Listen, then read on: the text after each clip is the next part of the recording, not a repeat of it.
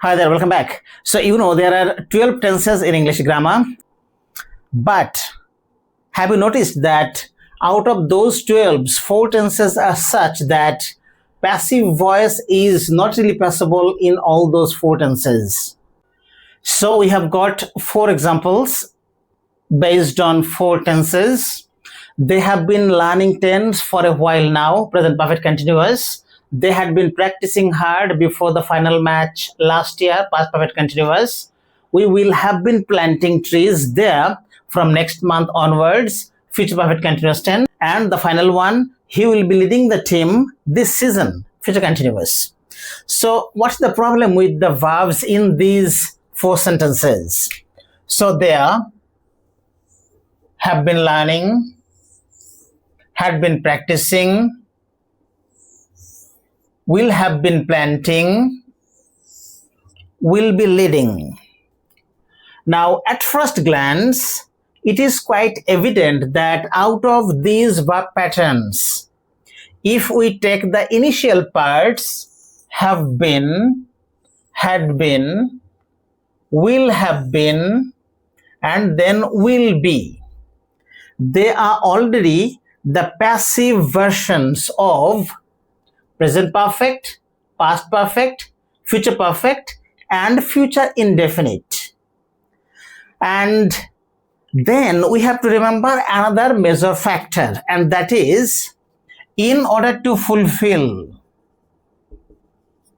the rule of passive voice or passive voice verb pattern, remember that we have to have any one of the 4 of the be verbs. First, be verb itself or its present participle pattern, being, or its past participle pattern, been, or sometimes the derivatives of be itself, am, is, are, was, were. Okay? Now the problem is that be or the derivatives, they talk about frequency.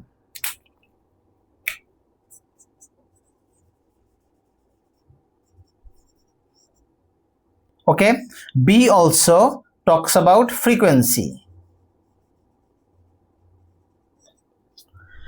Being talks about continuity.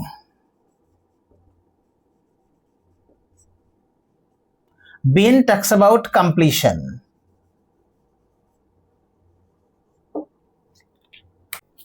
Now, since all the 4 tenses are referring to continuity, okay, because of the idea continuous, we have to have over there being. This one is important. That means continuity demands the present participle form of the root verb be. But interestingly, all the verb patterns, they are already having any one or other verb form of be. Here we have got been, here again been, here again been, and here we have got be. Clear? Now, can we bring in being and match it with be? Meaning, can we have this combination?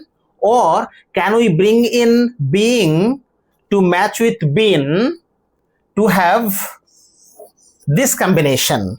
If they are possible, then these sentences can be converted to passive, otherwise not. So the first question, can we match with be and being?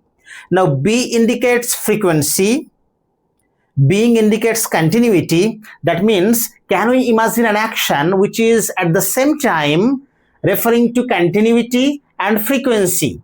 Not possible. Again, can we think of an action which indicates continuity and completion at the same time? No.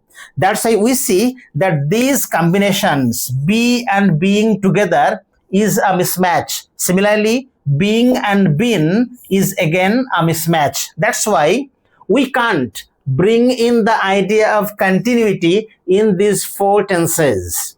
And therefore, passive version is really not possible. in these four tenses: present perfect continuous, past perfect continuous, future perfect continuous, and of course future continuous.